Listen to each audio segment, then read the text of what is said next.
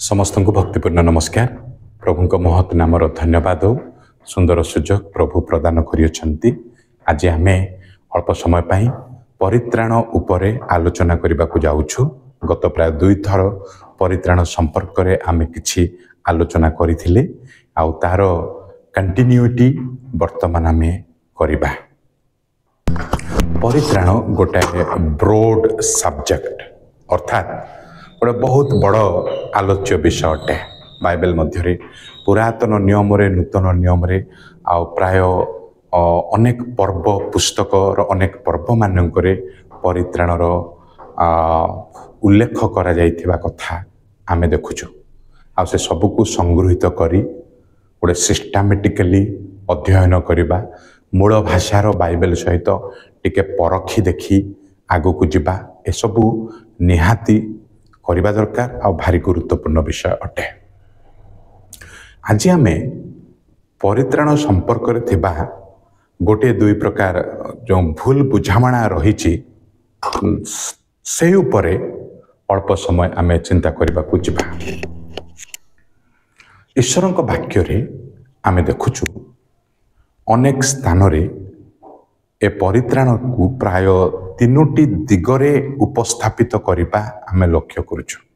केतेक पर्वपदरे तुमे परित्राण पाइछ बोली कहा जाइछि, आउ केतेक पद मानकरे तुमे परित्राण पाउअछ एही प्रकार कहा जाइछि। आउ केतेक पद मानकरे शेष काल रे परित्राण उपस्थित हबो आउ तमे पाइबो एही प्रकार रहिछि। माने देखिबा को गले अतीत संपर्कीय रहिला, तुमे पाइछ, तुमे परित्राण प्राप्त, परित्राण पाइछ एही प्रकार सेंटेंसेस वाक्य सबु। आउ केतेक स्थान रे वर्तमान संबंधी तुमे ताहा ए पर्यंत पाइना हो किंतु पाउअछ एही प्रकार कथा। आउ केतेक पद मानकरे नूतन मध्य रे नाही नाही परित्राण तुमे पाइबाटा ताहा नुह किंतु शेष काल रे ताहा उपस्थित हब, तुमे पाइब शेष काल रे। तो ए सब पद मान को जेतेले आमे ओडिया बाइबल रे देखु बा इंग्लिश बाइबल रे लक्ष्य करू, स्वाभाविक भाव रे द्वंद्व बा प्रश्न मन को आसीबा छुईबा ताहा सुनिश्चित विषय अटे। द्वंद्वात्मक भावे हुए तो आमे कहि पारू जे नाही परित्राण नाही आमे पाई नाहु ए पर्यंत गोटे कसरत करने को पड़ुछि, परित्राण आमको पाइबा को पड़ुछि, आउ ताहा हुए तो मरण काल रे मिलबो परा ना शेष काल बोले कौन, शेष काल रे कौन आमे पाइबा परा ना पाई न पारू मध्य, ए प्रकार द्वंद्व प्रश्न अनेक रहुछि। जेतेले आमे बाइबल मध्य रे ओडिया बाइबल इंग्लिश बाइबल को आधार कर जेतेले चिंता करूचे प्राय एही प्रकार प्रश्न संदेह द्वंद्व सबु रहुछि, रहिबा स्वाभाविक मध्य। तेबे प्रकृत वास्तविक तत्व टी कौन अटे, ता अतीत माने मैं पाई सारिछु ना पाइबार बाकी अच्छी ना वर्तमान आमे जो कार्यरत आध्यात्मिक भाव रे एबे आमे पावछु। असल कथाटा कौन अटे, कौन हेई पारे। आमे जेतेबेले परित्राणर संदर्भ समस्त संदर्भ को आधार करी चिंता करिबा आउ रूट लैंग्वेज को जिबा, तार कॉन्टेक्स्ट को आधार करी वर्ड्स टेंस यूसेस व्यवहार को देखिबा,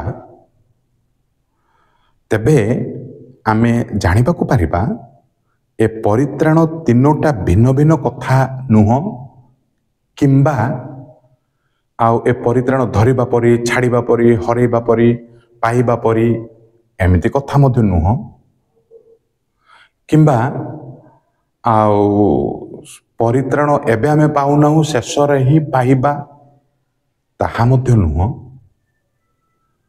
ओरिजिनली जदि आमे देखिबा से एक श्रृंखलित अध्ययन तार संदर्भ आधारित पुणी रूट लैंग्वेज आधारित स्टडी जदि आम करवा पुणी गोटे पद को केवल निरेखी देखी हाँ न अटकी आमे होल बाइबल को आधार करी जदि आमे देखिबा तेबे ए परित्राणटी गोटे परित्राण कथा कुहा जाउची किंतु से गोटे परित्राण भितरे तीनोटी पर्याय रहिबा देखिबा को मिलुची। गोटे परित्राण तहिरे तीनोटी प्रकार आमे देखिबा को पाइबा।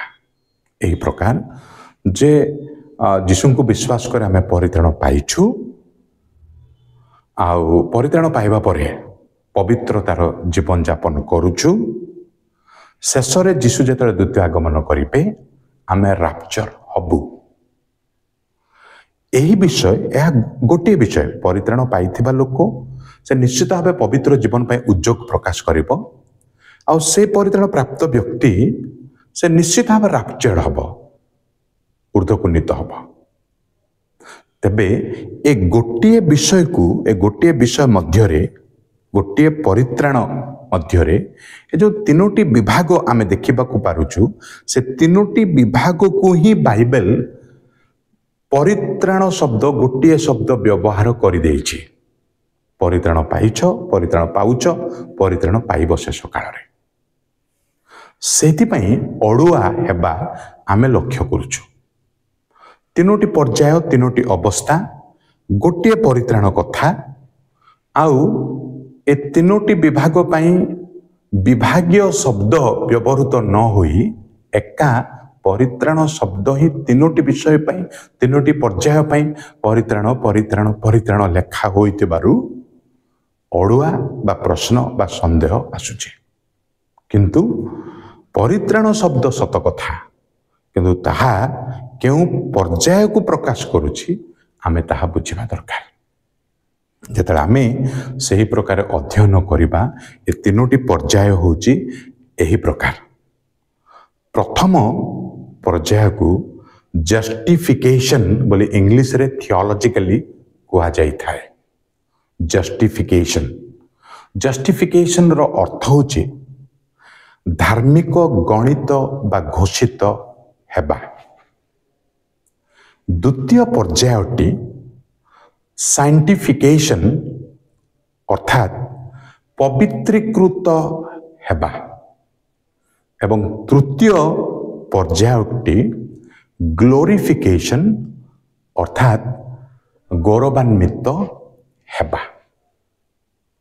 किंतु बाइबल अनेक समय रे ए तीनोटी विषय तीनोटी दिग पाई ओडिया भाषा रे प्रायतः परित्राण शब्द ही व्यवहार कर देछि। सेटा पर्टिकुलरली से पर्याय को जानिबा कष्टकर हुए। आसंत में देखिबा टिके प्रांजल भावे ए जस्टिफिकेशन बा धार्मिक गणित हेबा माने कौन अटे। धार्मिक गणित हेबा बा जस्टिफिकेशन ताहा गोटाए जुडिशियल लीगल टर्म अटे। ताहा एही प्रकार जे जेउ मुहूर्त रे जड़े पापी यीशु को मोर उद्धारकर्ता एकमात्र ईश्वर मो पाप पाई से मरी थिले उठी छंती बोले कि ग्रहण करे सही मुहूर्त रे ख्रीष्टन को क्रूसीय बलि को आधार करी पिता ईश्वर तांकू से पापी अनुतप्त पापी को धार्मिक बोली गणना करते धार्मिक बोली घोषणा करते तांको निज धर्मीय कार्यकलाप पई नुह किंतु प्रभु जीशु ख्रीष्टन को क्रूसीय मृत्यु को आधार करी से प्रायश्चित को आधार करी पिता ईश्वर आउ से अनुतप्त पापी को धार्मिक बोली ग्रहण करते अर्थात ख्रीष्टन को धार्मिकता तांको उपरे आउ आरोप करा जाउछि तो द्वारा से धार्मिक हे जाउ नाही किंतु धार्मिक बोली घोषित गणित से हेउछि आ पिता ईश्वर ताहा करूअछन्ते। निज कार्य नुहे किंतु ख्रीष्टीय कार्य कृषीय कार्य से धार्मिक भावे परिगणित बा घोषित गृहीत से हुंते। से समय रे से अनुतप्त पापी विश्वास करबा मुहूर्त रे से पापर वेतन जे अनंत मृत्यु से पापर वेतनरू से मुक्ति पाए बा उद्धार पाए। सेथिपाई पाउल कहती आमानक पाई आउ किछि दंडाज्ञा नहीं, जेतक आमे विश्वास करिछु उद्धार प्राप्त आउ से पापर वेतन सेमानक ऊपर कर्तृत्व करि पारे नहीं। सेमाने पापर आउ पापर पेनाल्टी जहा से पेनाल्टी रु उद्धार पाई छंदी। बाइबल रे ताहाकु पास्ट टेंस रे बा प्रेजेंट परफेक्ट टेंस रे आउ कुहा जाए जे तुमे परित्राण पाइछ। ताहा होची प्रथम विभाग विश्वास करिबा मुहूर्त बा धार्मिक गणित हेबा मुहूर्त को ताहा प्रकाश करे सेही परित्राण शब्दटी। अनेक समय रे आउ एही पर्याय को धार्मिक गणित बोली मध्य बाइबल प्रकाश करे। आमे अनेक स्थान रे से धार्मिक शब्द देखू, जेतबेले से धार्मिक गणित शब्द देखू तार अर्थ होची परित्राण आउ ताहा विशेष भावे आमे पापर पेनाल्टी रु पापर वेतन रु उद्धार पाइबाटा को बुझाए बोली आमे स्पष्ट भावे बुझिबा दरकार। द्वितीय विषय होची एहा साइंटिफिकेशन। ए साइंटिफिकेशन रो अर्थ पवित्रीकरण बा पवित्रीकृत हेबा। एठी कोन इंग्लिश बाइबल रे बोलंतु कि ओडिया बाइबल रे पवित्रीकृत तुमे हेउछ बोली न लेखा जाई, अनेक स्थान रे तुमे परित्राण पाउछ बोली लेखा जाउची। मतलब एक्चुअली ताहा से साइंटिफिकेशन को परिप्रकाश करूछे। साइंटिफिकेशन होची सेतेबेले आसी थाए जेतेबेले जस्टिफिकेशन कार्यटी सरी थाए, अर्थात पापर वेतनरू से उद्धार पाई थाए। ता परठारू गोटे नूतन स्वभाव नूतन सृष्टि तो हे जानती। नूतन सृष्टि नूतन स्वभाव रे लोकटा पूर्व परि जीवन आउ काटिबा को इच्छा करि न थाए बा सही प्रकार से धारावाहिक भावे रही पारे नहीं। से पवित्र रे बढ़िबा पई पवित्रता रे बढ़िबा पई पवित्र आत्मा ईश्वर तांको अंतर्वासी परमेश्वर से उत्साह दियंती, कथा कहती, लीड करती, तमे पवित्र तमे हेबा को पड़िबा। आउ से रक्त मांस शरीर रे अनेक उत्थान पतनर सहित पवित्रतार जीवन रे से टिके टिके टिके टिके आगो को जाए। तले पड़ी थाए केतेबेले उठे पड़े उठे। एही यात्रा परित्राण पाइबा परे अर्थात जस्टिफिकेशन पापर वेतनरू उद्धार पाइबा पर ठारू से यात्रा आरंभ हुए। पूर्वरु से चर्च जाउ नथिला, एबे आसे। बाइबल पढ़ु नथिला, एबे पढ़े। प्रार्थना करू नथिला, एबे प्रार्थना करे। आ पवित्रतारे बढ़िबार उद्योग आशा इच्छा ढेर बेसी मात्रा रे सेतेबेले आसी थाए। सेतेबेले आमे पापर शक्तिरू उद्धार पाऊ। ए साइंटिफिकेशन बेले माने पापर पावर रु आमे उद्धार पाऊ। केमिति ना पाप गोटे आड़े टाणे, पवित्र आत्मा ईश्वर आ गोटे आड़े आमको टाणते। शैतान हुए तो कहे ना तुम पापरे पतित हेबा दरकार, आस ए पाप एंजॉय कर। तमे अन्य पार्श्व गोटे आभ्यंतरीण डाकर आसे ना ना ना ना ना तमे पाप करबा उचित नुह, तमे एपट आस। आमे केतेबेले एपट जाऊ, केतेबेले सेपट जाऊ। आउ एही जेउ अंतर कंदल हेउ थाए सब बेले ताहा गोटे भल प्रमाण जे आमे परित्राण पाइछु, पापर वेतन उद्धार पाइछु। आउ से महासमर भितरे चली बेले आमे जेतेबेले पवित्रतारे बढ़ु थाउ सेतेबेले पापर शक्ति को पराजय करी पापर शक्ति रु आमे उद्धार पाउ थाउ। आमे पापर पावर रु उद्धार पाउ। ଯାହାକୁ ବାଇବେଲ ପରିତ୍ରାଣ ବୋଲି ଅନେକ ସ୍ଥାନରେ ଉପସ୍ଥାପନ କରିଛି ଆଉ ପରିତ୍ରାଣ ପାଉଅଛ ବୋଲି ଉପସ୍ଥାପନ କରୁଛି। ତମେ ପରିତ୍ରାଣ ଧରି ରଖ ବୋଲି କୁହାଯାଉଛି ତାହାକୁ। ଆଉ ତୁମେ ଦୌଡ଼ୁଅଛ ବୋଲି ମଧ୍ୟ ପ୍ରାୟତଃ କୁହାଯାଇଛି ବାଇବେଲ ମଧ୍ୟରେ। ଆଉ ଏ ସବୁ ଟର୍ମିନୋଲୋଜି ଯାକ ଏ ସାଇଣ୍ଟିଫିକେସନ୍ ଦ୍ୱିତୀୟ ଅବସ୍ଥାକୁ ପରିପ୍ରକାଶ କରିଥାଏ। ଜଷ୍ଟିଫିକେସନ୍ ପରେ ସାଇଣ୍ଟିଫିକେସନ୍। ଜଷ୍ଟିଫିକେସନ୍ରେ ଆମେ ପାପର ପେନାଲ୍ଟିରୁ ଆମେ ଉଦ୍ଧାର ପାଇଲୁ, ଆଉ ସାଇଣ୍ଟିଫିକେସନ୍ରେ ଆମେ ପାପର ପାୱାରରୁ ଆମେ ଉଦ୍ଧାର ପାଉଛୁ। ଆଉ ଏ ଯେଉଁ ପବିତ୍ରତାରେ ବଢ଼ିବା, ପବିତ୍ର ଆତ୍ମାଙ୍କ କାର୍ଯ୍ୟ, ପବିତ୍ର ଆତ୍ମାଙ୍କ ଚାଳନା ପ୍ରେରଣାରେ ତାହା ହୋଇଥାଏ। ଯେତେବେଳେ ପାପ ପରୀକ୍ଷା ପ୍ରଲୋଭନ ଆସେ, ଆମେ ଆଉ ନିଜେ ନିଜ ଦ୍ୱାରା ପବିତ୍ର ଆମେ ହେଇପାରିନଥାଉ। ପବିତ୍ର ଆତ୍ମା ଈଶ୍ୱରଙ୍କ ବାକ୍ୟକୁ ଆଣିକି ଝଲକ ଦିଏ, ତାହା ସ୍ପଷ୍ଟ କରିଦିଏ। ବାକ୍ୟରେ ଅଛି ତୁମେ ଏହି ପ୍ରକାର କେମିତି ଜୀବନ କାଟିବାକୁ ଯାଉଛ, ଫେରି ଆସ। ଆଉ ଯେତେବେଳେ ଆମେ ପବିତ୍ର ଆତ୍ମାଙ୍କ ଠାରେ ସମର୍ପିତ ହୋଇଥାଉ, ସେ ଆତ୍ମା ଆମକୁ ପବିତ୍ରୀକୃତ କରନ୍ତି ସେତେବେଳେ, ଆଉ ଆମେ ପାପର ପାୱାରରୁ ଉଦ୍ଧାର ପାଉ। ତୃତୀୟ ବିଷୟ ହେଉଛି ଗ୍ଲୋରିଫିକେସନ୍। ଗ୍ଲୋରିଫିକେସନ୍ ତାର ଅର୍ଥ ହେଉଛି ଗୌରବାନ୍ୱିତ ହେବା। ଆଉ ଏହି ସମୟରେ ବ୍ୟକ୍ତିଟିଏ ଯେ ପରିତ୍ରାଣ ପାଇଛି, ସେହି ବ୍ୟକ୍ତି ସେତେବେଳେ ପାପର ପ୍ରେଜେନ୍ସରୁ, ପାପର ଉପସ୍ଥିତିରୁ ସେ ଉଦ୍ଧାର ପାଏ। କେମିତି? ଯେତେବେଳେ ଯୀଶୁ ଦ୍ୱିତୀୟ ଆଗମନ କରିବେ, ଯେଉଁ ରାପଚର ବୋଲି ଆମେ ଜାଣିଛୁ, ଶୁଣୁଛୁ, ମଣ୍ଡଳୀ ଯେଉଁ ଉର୍ଦ୍ଧ୍ୱକୁ ନୀତ ହେବ, ସେତେବେଳେ ବିଶ୍ୱାସୀ ସେ ସବୁଦିନ ପାଇଁ ପାପର ଉପସ୍ଥିତିରୁ ଉଦ୍ଧାର ପାଇ ପରିବର୍ତ୍ତିତ ହୋଇ ଗୌରବାନ୍ୱିତ ଶରୀର ଧାରଣ କରେ। ସେଇ ଭରସା ଯାହା ଆମର ରହିଛି, ଯୀଶୁଖ୍ରୀଷ୍ଟଙ୍କୁ ସାକ୍ଷାତ କରିବା ପାଇଁ ମଧ୍ୟ ଆକାଶକୁ ଆମେ ନୀତ ହୋଇଯାଉ। ସେତେବେଳେ ଆଉ ପାପର ବାସ୍ନା, ପାପର ଉପସ୍ଥିତି, ପାପର କୌଣସି ପ୍ରକାର କବଳତା ଆମକୁ ଧରି ରଖିପାରେ ନାହିଁ। ପାପର ଉପସ୍ଥିତିରୁ ଆମେ ଉଦ୍ଧାର ପାଉ। ତାହାକୁ ଡେ ଅଫ୍ ରିଡେମ୍ପସନ୍, ମୁକ୍ତିର ଦିବସ ବୋଲି ବାଇବେଲ ପରିପ୍ରକାଶ କରେ। ରାପଚର ଡେ ତାହା ହେଉଛି ସେ ଭରସାର ଦିନ ଅପେକ୍ଷିତ ହୋଇ ରହିଛି। ଆଉ ସେତେବେଳେ ଆମେ ଯେତେକ ଖ୍ରୀଷ୍ଟରେ ଥାଏ ବଞ୍ଚିଛୁ, ମରିଛୁ, ସମସ୍ତେ ଗୌରବାନ୍ୱିତ ଶରୀର ଧାରଣ କରେ।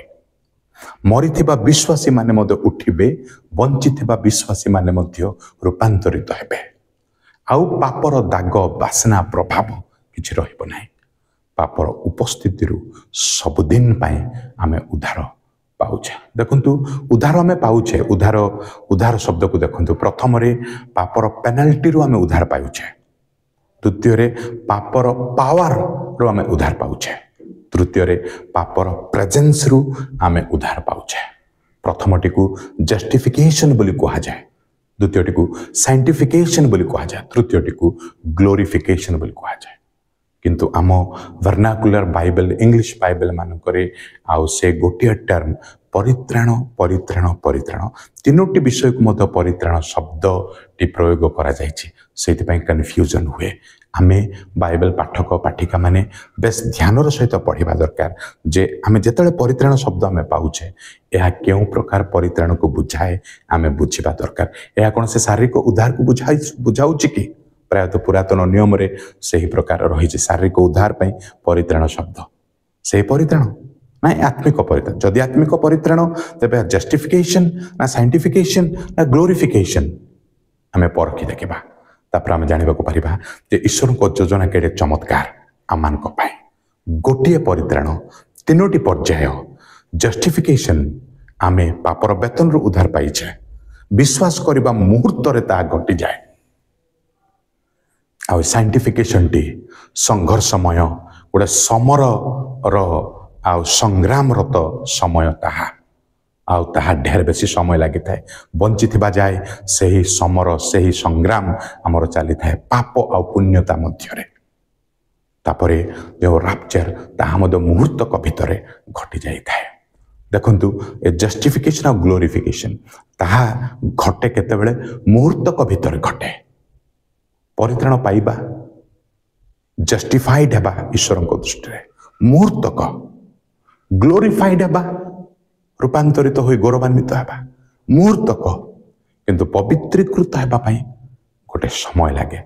Dot dot dot dot time ଲାଗିଥାଏ। ପ୍ରିୟ ବନ୍ଧୁ, ଆମେ ସ୍ପଷ୍ଟ ରୂପେ ଆଉ ପ୍ରଭୁଙ୍କ ଯୋଜନା, ପ୍ରଭୁଙ୍କ କାର୍ଯ୍ୟ, ଏ ରେଡେମ୍ପଟିଭ୍ ପ୍ଲାନ୍ ପ୍ରଭୁଙ୍କର ଆଉ ଏ ୱାର୍ଡସ୍, ଏ ବ୍ୟବହାରକୁ ଆମେ ଜାଣୁ ଆଉ ଈଶ୍ୱରଙ୍କ ବାକ୍ୟରେ ଆମେ ଅତିଶୟ ଭାବେ ବର୍ଦ୍ଧିଷ୍ଣୁ ହଉ। ପ୍ରବଳ ବାକ୍ୟରେ ପ୍ରତ୍ୟେକଙ୍କୁ ଆଶୀର୍ବାଦ କରନ୍ତୁ। ଧନ୍ୟବାଦ। ନମସ୍କାର।